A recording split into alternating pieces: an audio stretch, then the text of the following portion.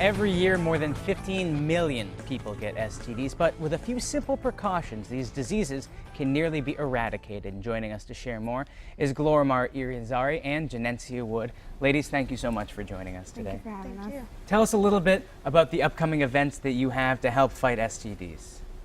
Well, we're starting off the event with a walk that the Yeah Network this year is hosting.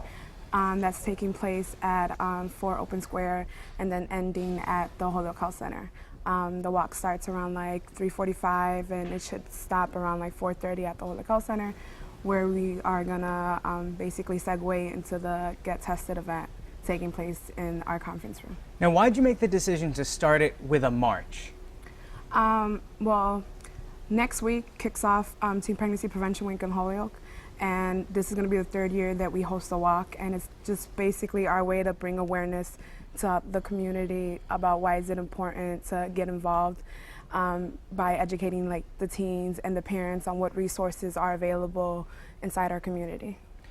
How locally, let's talk about how STDs are going. Are they improving? Is it getting worse? What's the situation like in Western Massachusetts? Well, as of right now, we only have the statistics from 2010, but those studies show that Holyoke is the highest for chlamydia and the 6th highest in the state for gonorrhea, and Springfield's the 2nd highest for chlamydia rates.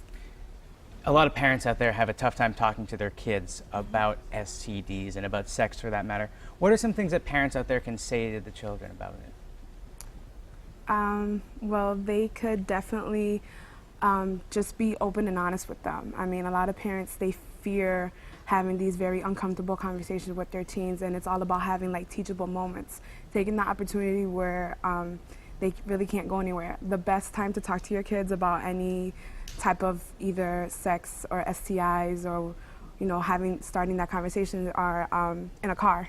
That's true, because there's no way you can escape in a moving car. Unless you want to throw yourself out the vehicle, you have to have that conversation. And another good thing about it is you don't have to really look at each other. As long as you're talking, you know, getting that conversation going, those are like the best way to start. You know, talking. Or having that conversation. Yeah, having that conversation. And Janencia, if people want to get tested, how can they go about doing that? So there are different options.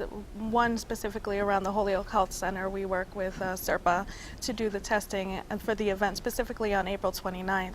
And obviously there's resources in your local communities.